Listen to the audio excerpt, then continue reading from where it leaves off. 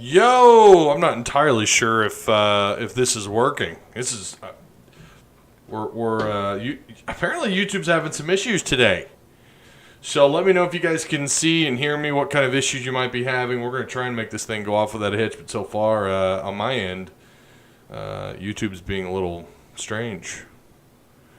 What are you doing? Nope. There it is on my phone. I see that it's up. Can you guys hear me? Hello. Can you hear me? Testing. 1 2 1 2. I'm gonna crack open this lovely seltzer beer. Apparently, notifications also didn't go out very smoothly. Wonderful.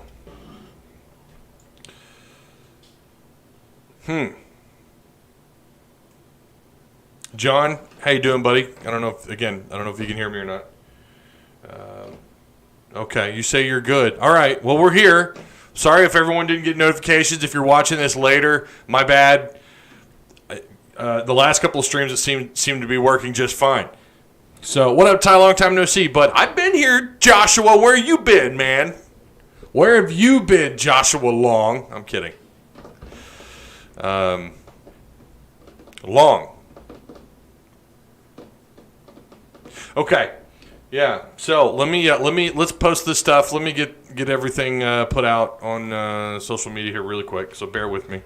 I hope you guys had a wonderful weekend. I hope your 4th of July. Let me know in chat what you did. Rogers decommits now. What does Arkansas do? No, wait. How do we want to word this? Rogers decommits from Hawes.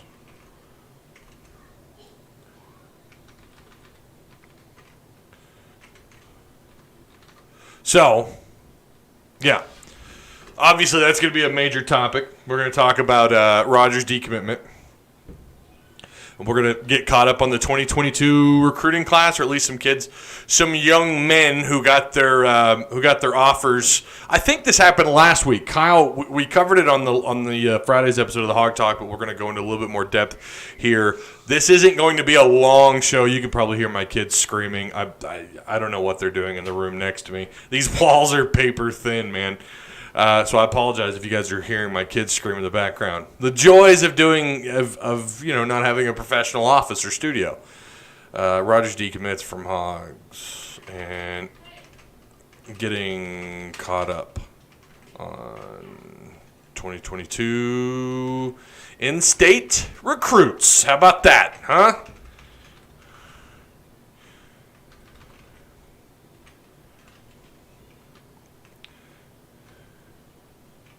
In-state recruits. Okay.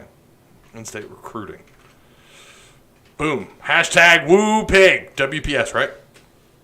That's what you do. Let's get people in here. No notifications went out, or only a few. I don't know if any of you guys got your notifications. YouTube just, YouTube's going to YouTube. That's what they do. I don't know how many times I get DMs that people are like, I never got a notification. I'm like, man, I'm sorry. I apologize on behalf of Google. Wouldn't it be nice if we were older? Where's the there we go. We'll use that lovely GIF. Boom! Tweet is out. All right. So again, I hope you guys had an awesome 4th. Hope your weekend was safe. Hope you didn't get too out of your mind over the weekend. We had a fun-filled weekend. Not gonna lie, we had 3 4th of Julys starting on Thursday.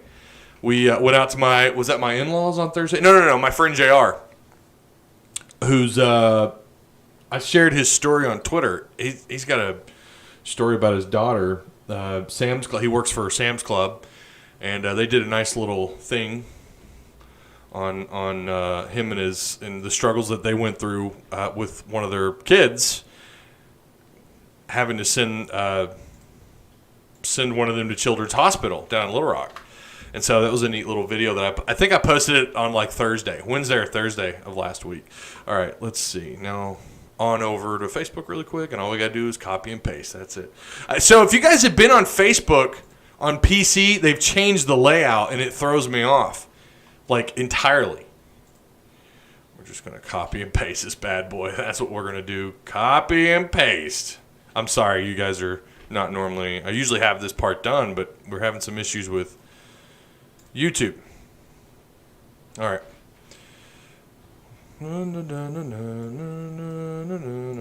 Post. Okay. And it gives, you know what, we used to do this anyways, where I'd give you guys a few minutes to get in here, and then we'd start off. My goal is to be done with this. Like, this is going to be I know I say that all the time, should be a short live stream. And I've got to try my best to keep it that way. Got to try and keep it at a minimum. We got a lot of stuff we got to do here in the house. Okay. All right. Yeah, and I'm still not seeing a screen on my end. That's really strange, but I'm happy you guys could see me. Yeah, John Kuhn, sorry, I always mess that up. I got my notification, says John. Good. Me and my family and I did America shit this weekend. I'm proud of you. Good job. Remember to like the video. Feel free to share. You know that funny looking arrow somewhere on your screen? I think it's on like the bottom right hand corner of your screen. So be sure and copy and paste this link. Oh yeah, did you hear that? These seltzers, call me what you want. I drink beers here sometimes. They're good. I like that, we drink that Razorback Red Ale. And over the weekend, I've kind of been reintroduced to these hard seltzers. I'm not really a seltzer guy. I mean, just give me a cold beer. I do like flavored. I'm not going to lie. I like flavored Bud Light Lime, Bud Light Orange. But this Truly Lemonade Hard Seltzer, it's fresh. Tastes good. I like it. It's not bad. And it's a seltzer. Black cherry lemonade, 5% alcohol. And this will be probably the only thing I drink tonight. But yeah. Tap the subscribe button if you guys haven't already. And thanks for being here. To Patreon supporters and everyone who we had some donations come through last week. That was awesome. You guys are, like I always say, Patreon. Everyone who comes through these streams are all-stars. To the people who are going to come back and watch these videos and complain and bitch and moan because they had to wait a few minutes before we got into the sports side of things, I apologize, but this is live streaming after all. I love it when I get that. That is the number one gripe. When I get, they're not really common. They're not. They're actually pretty rare. But when they do come through and they comment, and there's two individuals that it seems like it's the same two guys. Sports start, and then they mark the time, and it's like, yeah, this is a live show. Welcome, right? I mean, this is how it goes. You got to give it a few minutes, let people come and go. Not to mention we had some technical difficulties that we're dealing with. Some things that are a little unorthodox. All right, and yeah.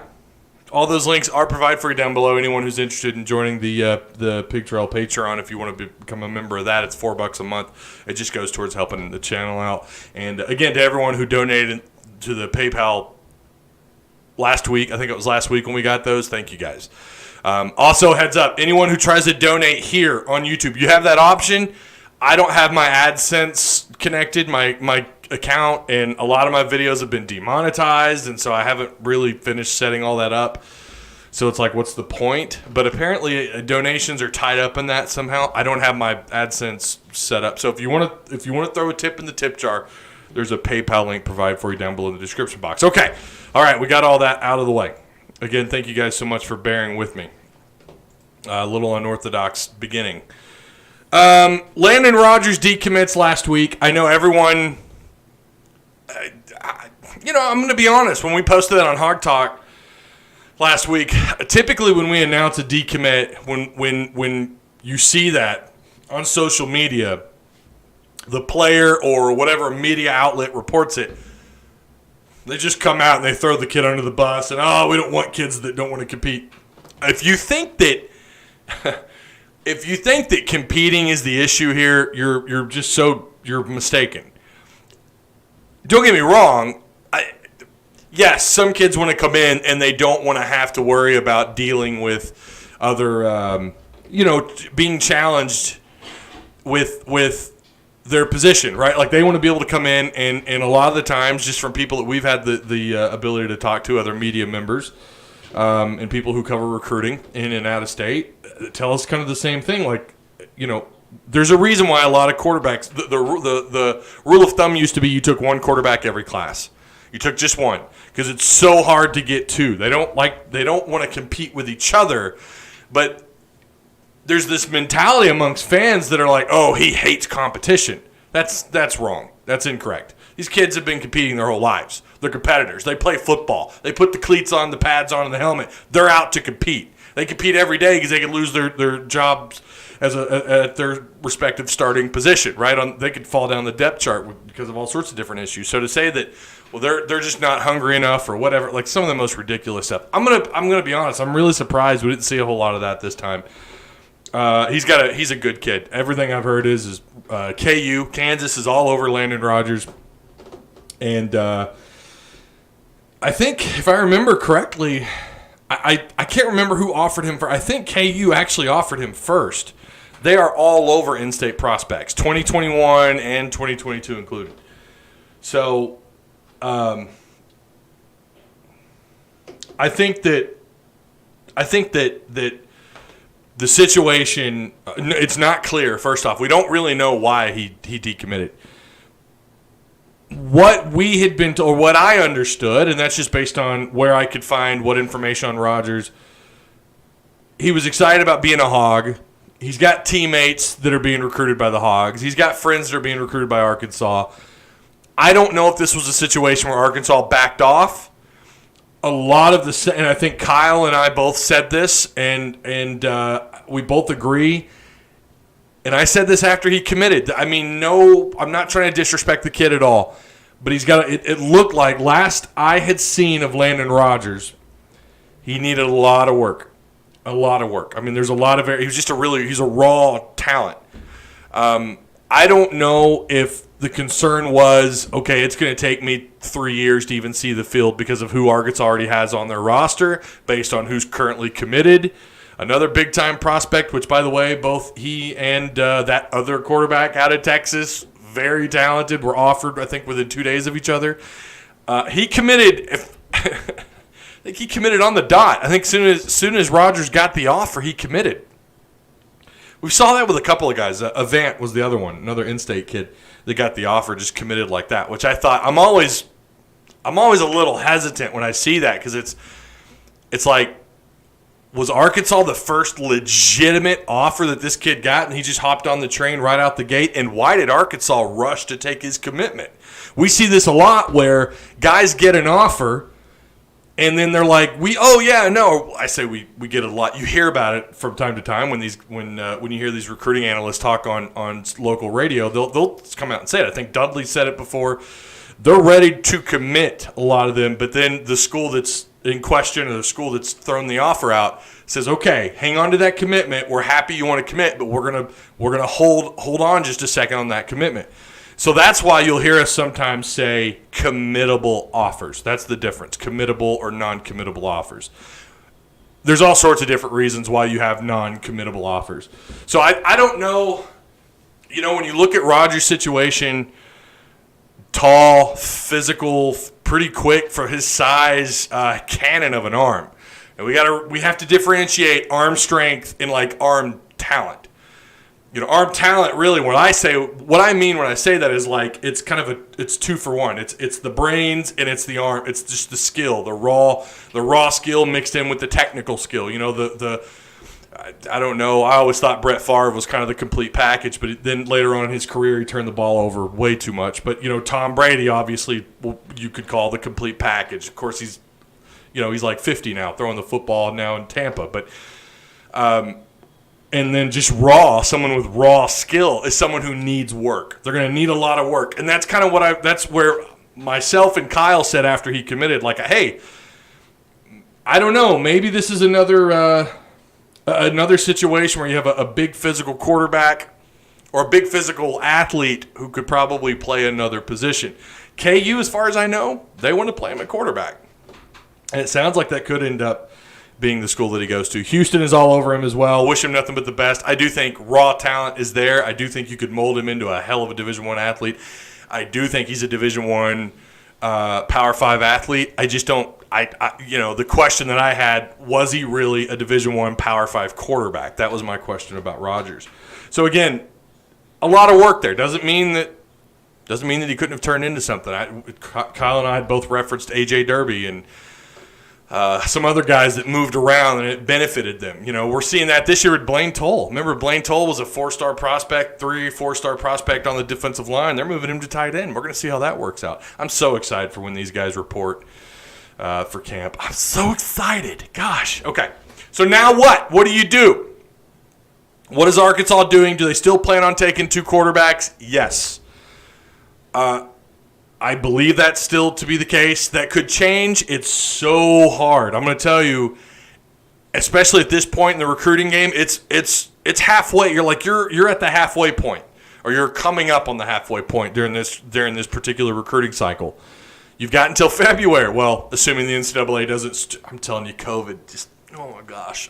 You have to consider that. That always has to be in the back of your mind. How does COVID affect all this? But and again, it's not like Sam Pittman can go into the living rooms of any of these players and their families, so God only knows what happens when this thing lifts up, if it ever does. But, they still want to take 2 quarterbacks from what I know. It doesn't sound like they really had a legitimate second choice behind Rogers.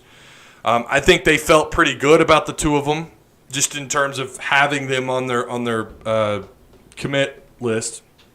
We know how this is. You're talking about 17, 18-year-old kids who anything could happen. You really don't even know what to expect until they actually sign the dotted line. I'm sure that they were still interested in Rogers as a quarterback. I'm sure that was in their mind. Let's see what we get. Let's see what we got when we get him here. And so I think that was kind of the case. They felt pretty strongly that they had him. Aaron Outley, his teammate, is he's going to take some other OVs. Aaron Outley wants to take some other official visits. But I still, and a lot of other people feel the same way, he's probably going to end up a Hog. So I think a lot of what Sam Pittman and his staff felt like, well, he's all Hog. So what do you do? I had a name thrown at me today. Pull up the name here really quick. Conrad Hawley. I had this name. Someone sent it to me, and they're like, you need to look into this kid. I think Arkansas is interested.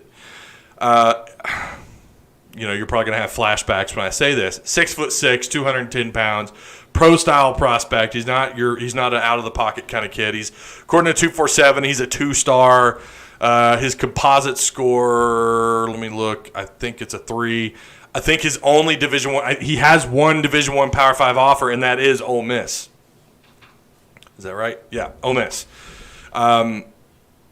Someone shot his name at me. They gave me I could have just pulled that up, I guess, on my phone.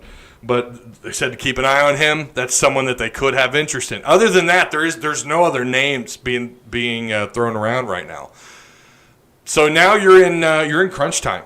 When you're talking about offering a second quarterback this late in the game, or maybe a kid you already offered, most of their offers, I think all of their offers, pro or dual threat, are committed elsewhere. So I don't know what they do. Don't be surprised if the next guy up that they go after is probably something like a 2 or lowly rated 3-star prospect. For those of you who are all about the star power, you're probably going to be a little underwhelmed. Again, I think what I said about Rogers, go watch his film. He's fun to watch, man. When he gets out of the pocket, he just cocks that arm back, and he's got the strength. I think he looks like on film he's got pretty good arm power. He's pretty quick for someone that size, pretty nimble, but again raw in the throwing mechanics, and has a lot of work there to do as well. Maybe he's done the work. We sit here and talk about this. We don't know anything. I don't know if he's camped. I don't know anything about Rogers. I don't know anything about this Conrad Hawley kid. Anything could happen. Tomorrow we could wake up and Rogers gets his 4th star.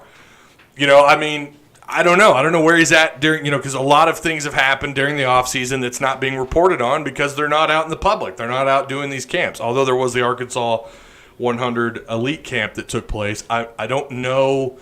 I don't think that Rogers was a part of that, not to my knowledge. But so, who knows? That's going to be a bummer if it turns out he's all that in a bag of chips. So that's that's the only name that's been thrown at me. I don't know how much legitimacy is behind it, but supposedly Arkansas is interested. Okay, sticking with recruiting. This is a very recruiting heavy video. live stream. Defensive back Chase Lowry, 6 foot, 180 pounds, out of Fresco High, Texas, is going to announce his commitment on July 9th. He has 20-something offers. He does have Power 5 committable offers: Michigan State, Texas Tech, Purdue, a whole bunch of schools have shown quite the interest in Chase Lowry, but it sounds like he's all hog. And I hope that's the case. Chase is, I think he's, again, you're talking about a lengthy corner. You're not looking at a 5'9", 5'10" kid. You're looking at a 6 foot, 180-pound corner. He's rated on 247 as the 54th overall defensive back or corner, 112th player in the state. And then if you look at their composite, again, there's a difference. He's inside the top 1,000 national rank. He's the number 81 corner, and he's the number 128th player in the state of Texas. Again, his announcement comes July 9th. When is that? It's Thursday. Yeah, Thursday. And like I said, Memphis was another program that has an offer out, but Michigan State, Purdue, Texas Tech, and a whole bunch of others. I don't have any other information on him other than Arkansas just offered him back on June 18th. And everything I've seen, he's crystal balled 100% to Arkansas based on 3 predictions: Danny West, Gabe Brooks, Trey Biddy. Those are all Arkansas guys. So Arkansas comes in late. They might swoop him up in a hurry. I'm going to get to chat really quick. You guys, I'm sorry. I'm doing my best. What's up for Bittville, Arkansas? Hey, what's going on? Arkansas is better than you think. Might want to look into the spelling of your name. Arkansas is better than you think. I wasn't excited about the commit, so I'm not bummed about the decommit. 1 quarterback, a class should be fine. So one of the reasons why they take 2, Dylan, thanks for the comment, Dylan Bray. One of the reasons why they take 2 is because of how often quarterbacks are it's more common now that quarterbacks are just transferring left and right. Especially with some of the new rules, the grad transfer stuff going on. You're getting kids more and more like instantly eligible, or their instant eligibility factor is a lot higher now. They're more likely. They're getting more and more likely, assuming you go to the right schools, right? Wink, wink, nudge, nudge. So you always have that kind of protection offer. Like you get 2 every class, right? For when you break down the Arkansas quarterback room, what position are you at after this year if Felipe Franks decides to graduate? If Felipe Franks decides he's not going to come back for another year of eligibility. Did not know you were doing a show today. Well, it is Monday, Arky 56. I do them every Monday and Friday. We're trying to get back into that mix, doing the Monday and Friday shows. Crawfish, taters, and cold beer. That's what you did over the weekend. Josh, I commend you, sir. What is up from San Antonio, Texas? Hoyt Allen. Is it supposed to be Allen Hoyt? Hoyt Allen? Seems a little backwards. I know this, our hog show, but what do you think chances we see Brady versus Cam Newton in the postseason? I think they're very low. How about Patrick Mahomes? I didn't see the amount. I got that alert. 10 years for too much money. Is Kansas City really what are you gonna do? Someone give me the details on that. I know one of you. I know I got some KC fans in chat. How do you build a roster when one guy's taking up that much of the salary? Aren't we pretty deep at quarterback as far as options goes? Even with this, yeah. No, you are. You're in pretty good shape. You have you've got options, and you consider the one that you already have committed. They will take a second. That is where they want to. That's what they want to do. Lucas Coley is a more complete quarterback. I agree, Dylan. I agree. Check the offer list. All the other quarterbacks have committed elsewhere. Yeah, they have. You have no other. They're all committed. So you're really coming in late for a lot of other options, or for other possible candidates to take that second spot. Patrick Champion says, Tyzilla. What's going on, Patrick? Only old schoolers know that I used to go by Tyzilla. No big worries. No high school senior has signed LOI yet. Very true. Never know. Things fall into place and who ends up where. Some teams could fall apart and committed quarterback players back away and look at Arkansas. So keep in mind, and I think this will probably happen at Tennessee. A&M got slapped on the wrist. Did you guys see that? Did we talk about that Friday? I feel like we did. A&M gets slapped on the wrist, and one of the assistants in charge of all that, or one of the assistants that was charged, is at Tennessee, and they have this unbelievable recruiting class. Coincidence? I think not. Yeah, we knew something was flaky, but I think Tennessee's going to lose some commits. You're right, and I agree with Mark. I think you're going to see some. You're going to see some decommits. Any word if there will be a season or not? We don't know yet, Josh. We're still waiting. I read a rumor, and this is from a media member. I'm going to pull this up here really quick. I need to hurry up and get off here. I need to make this quick. Doop-a-doop-a-doop. I thought this was, again, we don't know how serious this is, if this is fake news or not, but this was from Brian Fisher on Twitter, who is a verified account, by the way, not that that means anything anymore. He's an FWA NFF Super 16 poll voter, national college football writer at College Football Talk, NFL and college football columns at Athlon Sports. He's also a travel enthusiast. But this is what he said today on Twitter. Interesting bit of news from a source. The NCAA is set to expand the men's basketball selection committee to 12 people. Included in the change is also how members are picked, including possible more Power 5 reps to the group. Here's the important thing that he says. NCAA leaders have led preliminary discussions on the men's basketball season actually beginning early this fall with potential winter break. Growing number of campuses pausing in November is prompting a more serious examination of changing the calendar. So we'll have to keep an eye on that from Brian Fisher on Twitter. We'll keep an eye on that. But I don't know if they're going to have a season or not. You've got the governor on Twitter threatening to not allow it to happen if COVID spikes don't go down, if people aren't wearing their masks. You're going to have people in large groups not wearing masks. And I really think when you see those pictures of people on beaches, okay, I'm not talking about those people. Those people are if you're on a beach, more power to you. I hope you had fun.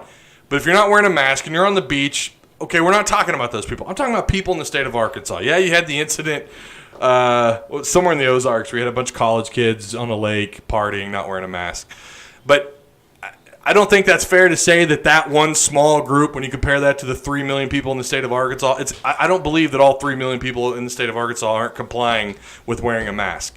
There are cities that have, and I guess we've opened that up to allow cities to mandate wearing masks. But I hate it when we generalize the entire state as though we're all breaking a law, or as like we're all not doing doing our part. Most of the time when I go to the store, I've got my mask on. My kids got all the time. My family has their mask on. Most of the time when I'm in Walmart, Walgreens, Harps, not that there's ever anyone in Harps, but have you ever been in Harps and there being more than like 8 people? Hey, you're too expensive, Harps. I don't know. Get with the program. Come down on your pricing. But when I've been out in public, 90% of the people are wearing their masks where I've been, and that includes Fayetteville and Springdale. So I hate it when they're like, oh, this is your fault. We have this huge spike because people aren't wearing their mask. That's not even, we're not even sure that that's the entire truth. Yes, wearing your mask helps. I encourage you, wear your mask. I'm wearing mine. I hate it when we generalize, everyone's out here breaking some sort of law. They're not doing what they're supposed to be doing. Is our governor or the state politicians do we have politicians, mayors, I don't care, council members, are they walking around the public seeing this? If so, why aren't they posting more pictures of people not? I don't see anyone. I don't see Hutchinson posting pictures of people not wearing their mask everywhere he goes. So I don't know. not getting political. I just think that yes, you should wear your mask. Yes, you should. But let's stop generalizing because of these spikes are because people aren't wearing their mask. I think that's ridiculous. So I don't know if we're going to have a season or not. If we get another big spike in cases, and I don't know why we're not focusing more on, why aren't we looking at the data on deaths? Like, what's the actual death rate? And it appears to be extremely, extremely low, especially when you're 65 and younger, or 60 and younger. Why aren't we highlighting that more often? Why aren't we talking about that versus the actual people that are infected or that have the virus? I've got 3 friends with it right now. 2 of them are dealing with it okay. That doesn't mean that everyone will. I'm not saying that that's the case. But these 3 people are all young, and I think they're all going to make a full recovery. So, praying that they do, obviously. But I don't know. I'm so sick and tired of talking about COVID. I'm so tired of talking about it. But you have to when you bring up sports. Okay. So, again, if there's anything to take away from what we've just talked about, just wear your mask. That's all. Hell, I don't know. Maybe you should start taking pictures, take selfies when you're out, when you're wearing your mask. Like, see, look, Governor, I'm wearing my mask. Or if you're in an area like Walmart and there's a bunch of people, but they've all got their mask on, take a picture and share that. Look, we are complying. Please stop with your bullshit narrative. Sorry. Okay. 2022 in-state prospects. 7 so far have offers. Isaiah Setagna, 5'11", 170-pound wideout out of Fayetteville has an offer. Quincy McAdoo, 6'3", 175-pound wideout out of Clarendon, Arkansas, has an offer. Dax Courtney, 6'6". I think he's an athlete. They have him listed as a tight end out of DeWitt, but I think he plays multiple positions. 6'6", 210's a little light for a tight end. He's going to have to bulk up. But he has an offer. Nico, I think that's Davalier, 6'5", 260-pound, 3-star defensive end out of Maumelle has an offer. Andrew, is that Chambly or Chamblay? I'm not really sure. No, it doesn't have the E and then like the U. No, it's. I think it's Chambly. 6'6", 285-pound offensive tackle, also out of Maumelle. 4-star prospect, according to 247. And then there's another 4-star. When was the last time Arkansas had 2 tackles that were 4-star? Oh, that's right. I remember. And neither one of them went to Arkansas. One went to Ole Miss. One went to Oklahoma. Amarian Harris, 6'5", 307-pound offensive tackle out of Joe T. Robinson, who is currently a 4-star prospect out of Joe T. Robinson, Little Rock, Arkansas. And then James Joyner. This kid's growing on me, man. The more film you watch, he's pretty exciting. James Joyner, 6 foot, 200-pound, currently a 3-star running back out of Parkview High in Little Rock. So that's, 7? Kyle went over this last week. I need to pay attention in class more often. 3, 4, 5, 6. 1, 2, 3, 4, 5, 6. That's 7. Okay, we got 7. So 7 prospects, and it sounds like they could even get into double digits. And we'll talk more about those in-state prospects when we get some more information on them. But that's a good sign that this 2022 class, ladies and gentlemen, that's going to be loaded. You've already got 7 prospects with offers from Arkansas, and we're still trying to get through the 2021 year, recruiting year. Pretty exciting. It's good to see the next class is going to be loaded with some pretty good talent. You've already got 2 guys that are rated at 4 stars. They both happen to be tackles. Now, from what I understand, trying to pull up their bios here. Yeah, Isaiah, the kid out of Fayetteville, by the way, already has offers from Baylor, Nebraska, Kansas, and SMU. Quincy McAdoo has offers from Auburn, Florida State, and Baylor. Apparently, he's pretty high on the Hogs. And there's 3 predictions on him already. 6'3", 175-pound wideout. 6 predictions all have him going to Arkansas. Dax Courtney, also 100% Arkansas. The other kid that he's getting some interest is Daryl Searcy, kid out of Joe T, another prospect out of Joe T. I told you guys a year ago, this class, more than a year ago, they're about to spit out talent at Joe T. Not like they're just about to. They've always done pretty good in the talent department. But like it's starting to ramp up at Little Rock. It's so good to see some talent coming out of Little Rock like this. This kid's growing. He's got some interest. There's some interest on Daryl Searcy Jr., so we'll keep an eye on him. And then Nico Davalier, I'm my bad. I butcher words. But he has offers from Auburn, Georgia, Kansas, and Tennessee. He's not ranked yet, and there's no crystal ball predictions. But Andrew Chambly, the 4-star prospect out of Maumelle, has Arkansas high on his list, or at least, well, the recruiting sites do. He doesn't necessarily, but he also has offers from Kansas, surprise, Mississippi State, Mizzou, Oklahoma State, and Marion Harris, the other 4-star offensive tackle out of Joe T., has Alabama, Memphis, Miami, and Arkansas, along with, I think he's got more offers. He's got 12 total offers as it stands. So, again, the 2022 class is picking up. If I had to, I'm not even going to sit here and guess who the first out of the 2022 would be to commit. Well, I'll throw a dart at the dartboard. I'll say James Joyner. I think James Joyner is pretty high on the Hogs. It wouldn't surprise me, I should say, the running back out of Parkview, out of Little Rock. It wouldn't surprise me. He's being recruited by Jimmy Smith. Wouldn't surprise me if he was the first guy to commit out of that 2022 class. So, $450 million a year for Patrick Mahomes. That's ridiculous. Coach David Patrick offered. Yes, yeah, that was. So glad you brought that up. Thank you so much. And he fixed his name. Arkansas is better than you think. There you go. Yeah. David Patrick offered, and I can't pronounce that guy's last name, David Aquera from Australia, 6'11 forward. Yeah, watched this film today. I just saw that today, as a matter of fact. Big time, possible big time prospect. It would be awesome for Arkansas to reach all the way down into Australia and get someone like that. Geez, Ohio, I think, is $35 after being given the option to buy a new one. I don't know what you're talking about. Too much of cap. How can he catch and block? Yeah. Lake of the Ozarks, no one had a mask on over the weekend. Yeah, they didn't. I saw that. And that wasn't this weekend, I don't think. What I saw was like a couple of months ago. I'm just saying I don't believe that the spike is simply because people aren't wearing their mask out in public. And up here in Northwest Arkansas, everywhere that I've been able to go to, and I don't go out a lot, I will admit that. But it seems like everywhere, including my wife. Now, I'll take that back. We did go to Tawnytown we stopped at a fireworks stand in Tawnytown. There were about 15 people. None of them were wearing their mask. Okay, but you're still talking about a tiny morsel. And I don't believe that I don't believe the narrative is that the reason why you have these spikes is because we're not wearing our mask. Maybe some people aren't taking it serious, and I know people that aren't.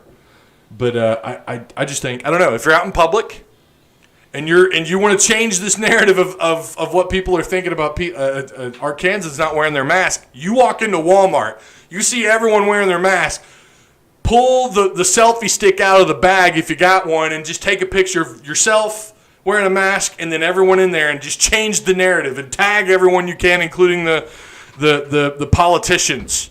And Hunter Yurachek and Sam Pittman, tag them all and say, like, hey, look, we're wearing our mask, all right? Our town is doing their part to make sure we have college football in 2020, by God. That's all I'm saying. If you really, really want the season to not get canceled, that's probably something you should do. So, all right, that's going to do it. I went on entirely too long. I was going to try and end this thing like 15 minutes ago. Thank you guys so much. I appreciate each and every one of you guys, the Patreon supporters, everyone in chat. You guys, you're the reason why I do this. And thanks for tuning in again.